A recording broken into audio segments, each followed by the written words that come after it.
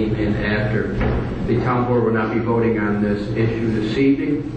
We've listened to the applicant's presentation. We will now have the time for the public comment and question period.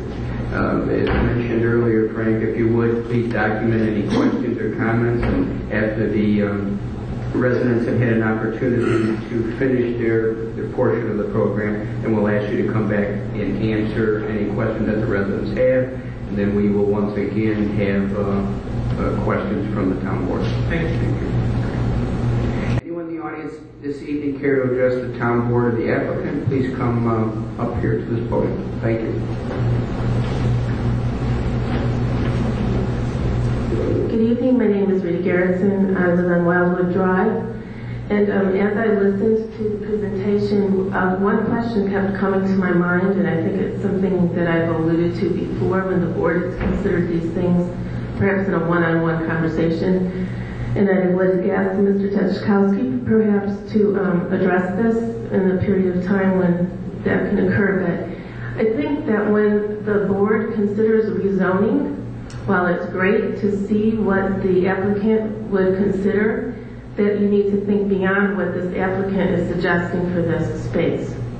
That you're making a decision about how this space can be used, and if it's significantly different from what it is, think about what other things could happen within that space given the zoning that you're changing it to. I think one thing of particular note was that in the description that they said if they change the zoning, that there can be a 3-story facility here, even though they're only planning for 1. So do you want that to be an option that is available for this space?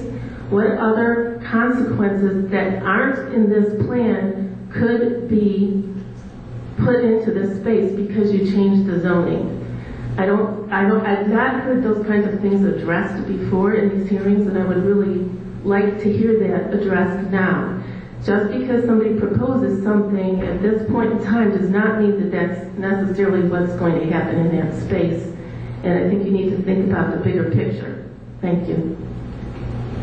Anyone else care to address the board? They are multifamily dwellings, adult daycare centers, and senior citizen residential facilities. So I think the rezoning will create a very narrow list of possible developments. Just because this is what is proposed doesn't mean this is what will happen. That's not been my experience with doing approvals in this or other towns. We're pretty sure that what we're proposing and what gets approved is what will in fact happen.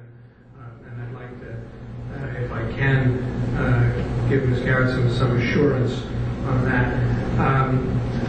Mark, and I didn't catch his last name at 32 Black Walnut, he talked about young kids and that he's got woods in his backyard. And this was mentioned by a number of folks, so let me try and answer all of those. I recognize that having the Maiden LLC property in an undeveloped state, this piece of private property, this 6.2-acre piece of private property adjacent to your property is something that you enjoy, something that you may or may not have relied on when you purchased your property, but the fact remains that it is private property. The fact remains that the owner of that property has an opportunity as we're organized in this town to develop that property and to receive a reasonable return. We recognize that you might well prefer to have it stay woods forever, so you can look out and see the deers and the other wildlife you described, and we're sympathetic with that.